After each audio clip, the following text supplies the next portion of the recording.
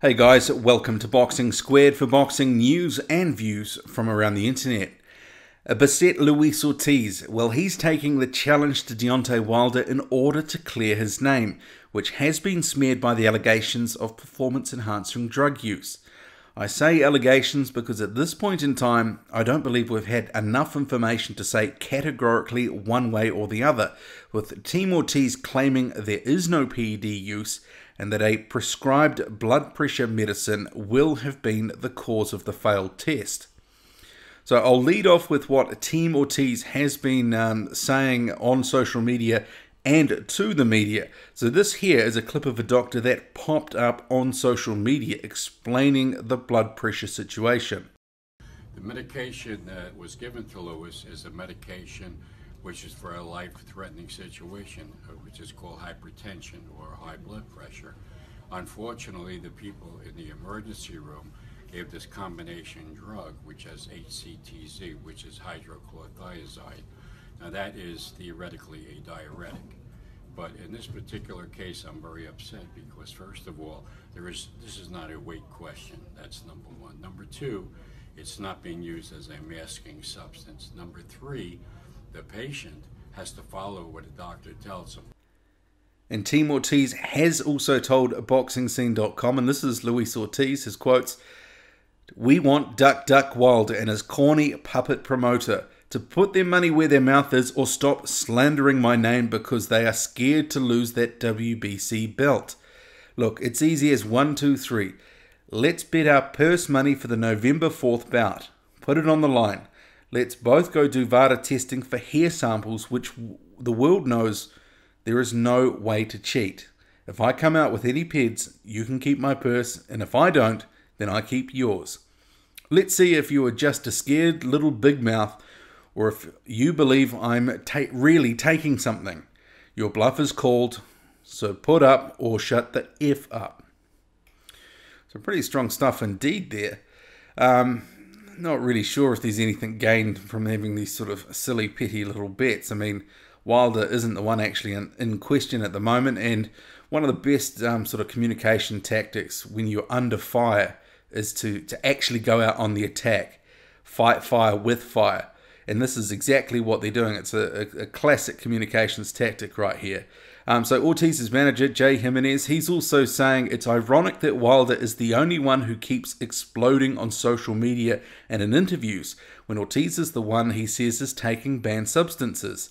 Roid rage can be a side effect of steroid use. It's funny because the only heavyweight who's always raging and mad all the time is Wilder. It makes you think. So that was Jay Jimenez, that's Luis Ortiz's manager. So, I mean, that sort of thing, I mean, that's almost going too far. I mean, and the sort of leverage that they're sort of using there is, obviously there was some weed that was found in Deontay Wilder's vehicle. So some people are saying, well, it probably wasn't his friend's as he did claim, but in fact Wilder's. But I guess, you know, that's by the by. I mean, Deontay Wilder, for me, isn't the one whose reputation is in question here. It's Luis Ortiz's. So before I get to a couple of clips from Deontay Wilder in a minute and a few social media posts, I thought it might be worthwhile going back to WBC President Mauricio Suleiman, as he was the one who broke the news of Ortiz's failed drug test in the clean boxing program, which is administered by VADA.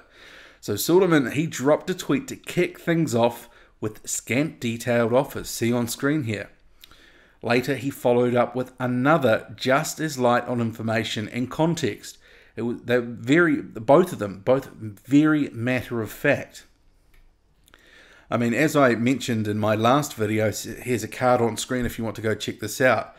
From a communications perspective, it is very curious indeed the way that this announcement was dropped. And it certainly has set the tone and the narrative for the entire story. And the way that he went about that, by just dropping the tweet and then watching the world burn, and people have automatically taken the stance that Luis Ortiz is guilty. So Suleiman, who was at the WBC's conference in Azerbaijan, has told ESPN Deportes, "We have not ruled in any way. The issue is being reviewed. including the fact that there is the positive result that Ortiz had in 2014. The fact that there is a process in which you must declare absolutely everything that you are taking at the moment of registering in the program and the moment people arrive to draw blood or urine. There you have an obligation to put in writing what you are taking.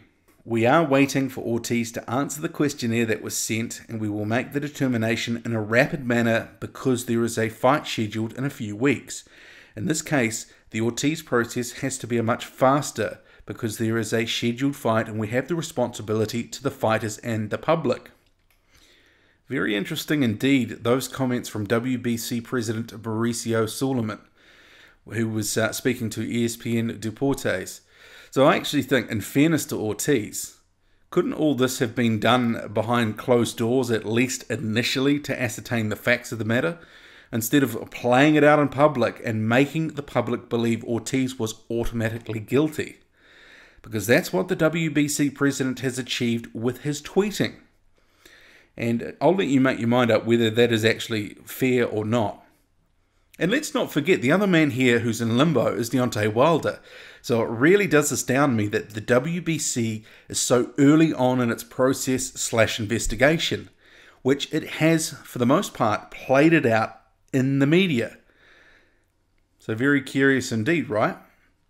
So in terms of Wilder, he has taken to social media multiple times in recent days.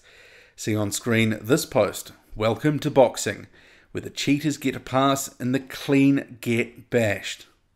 I do have some sympathy for Wilder on this one. There is a lot of theories going around, including that the WBC is protecting him or engineering a situation if he loses that a rematch would have to be ordered, etc., which I think would be the case anyway. Isn't this a voluntary? It's his like 75th voluntary in a row, I think. You've probably seen some of these theories, and how much stock you put into them is over to you. So the same post was also accompanied by some text. I'm going to put it like this. I've called out every top fighter that was viewed by many as the best of the division.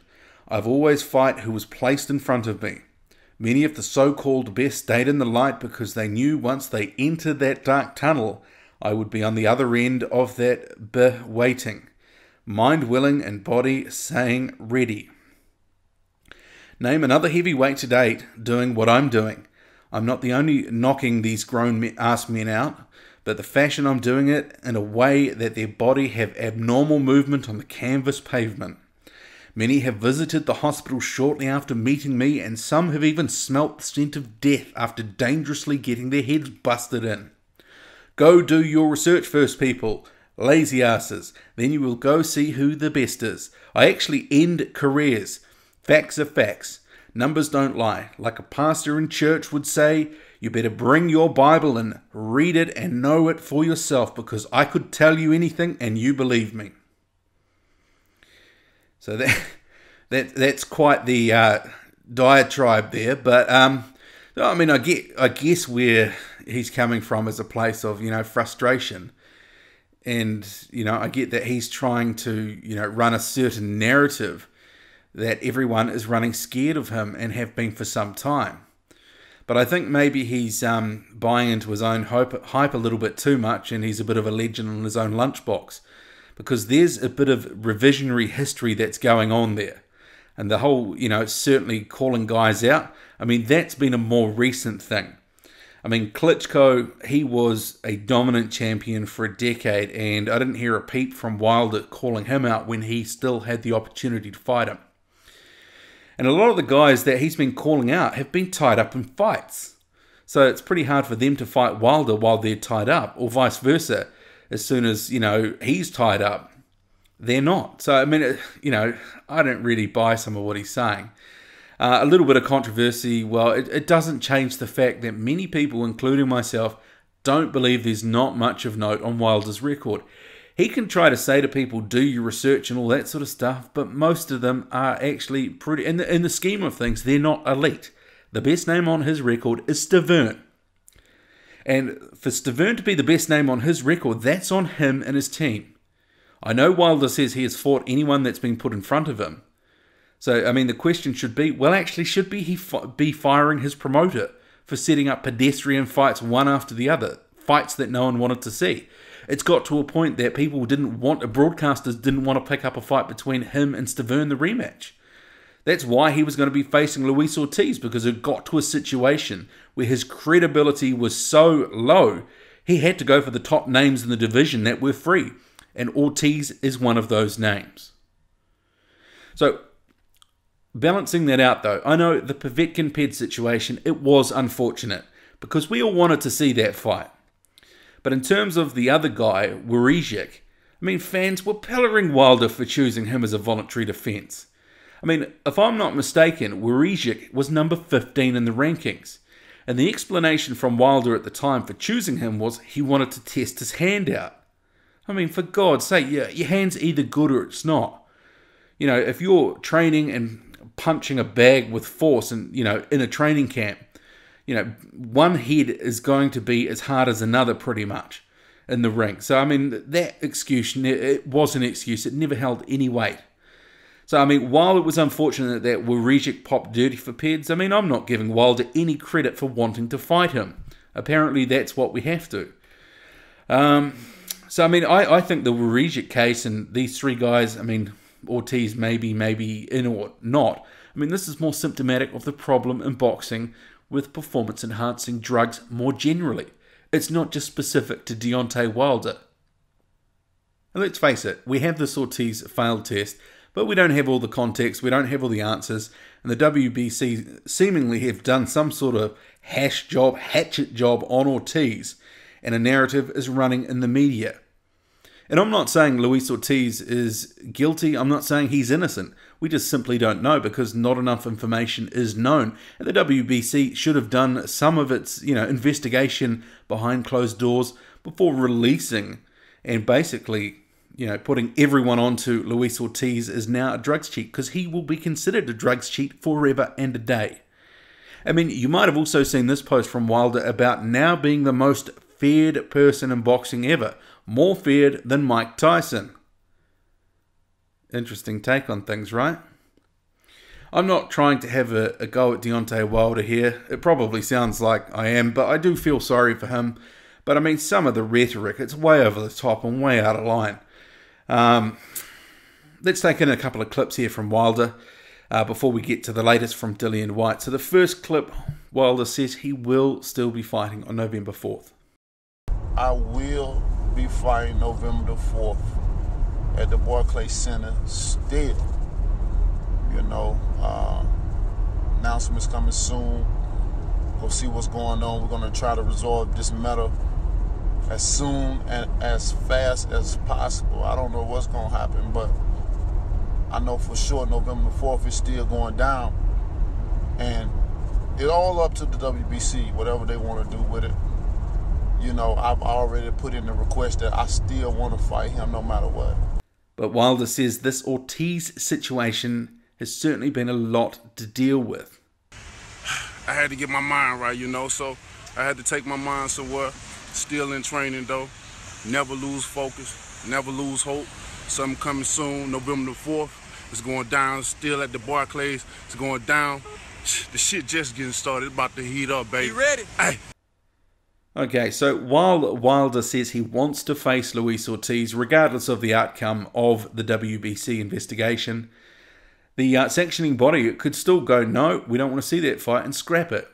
And if they do, what happens? He says he wants to keep that date. He'll want to get paid. He'll want to get the benefit of all the training. And let's face it, a little bit of controversy here is going to, regardless of who the opponent is, there'll be some interest here. It's probably one of the better things that's helped build his profile in recent years. And there'll be a little bit of sympathy out there for him as well because of what's happened.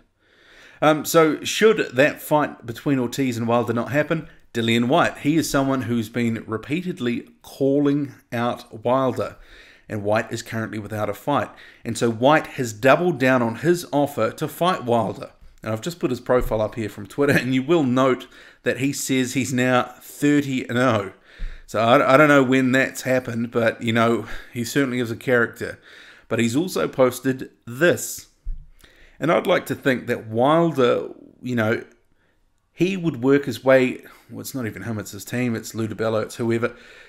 that they would work their way down the rankings if the Ortiz fighters can't. I'd really hope that was going to be the case, because that would mean White is the next cab off the rank. And the money, well, it might be as good or better than the Ortiz fight anyway. That is, if Eddie Hearn can stump it up. I did hear in an interview Dillian White say that Eddie Hearn has been a little bit tight of late, and this is why some of these fights haven't been getting made.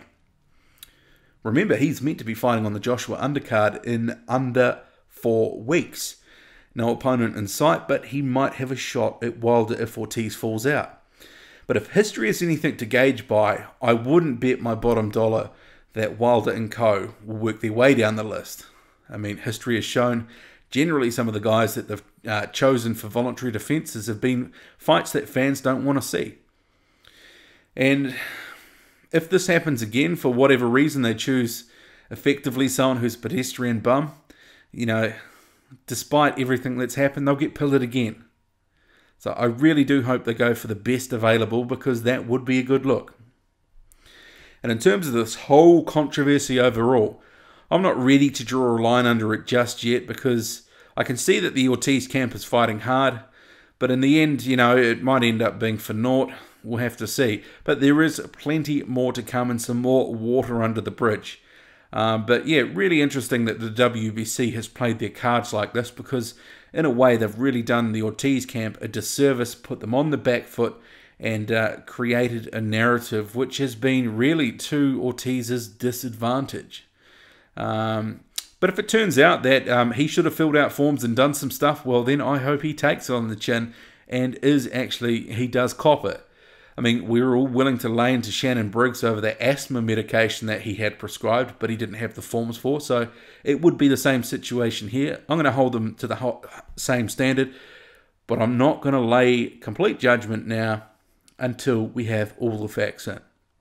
What do you make of this whole situation? Drop a comment, hit like, hit subscribe, follow me on Twitter, boxing_squared. I'm out.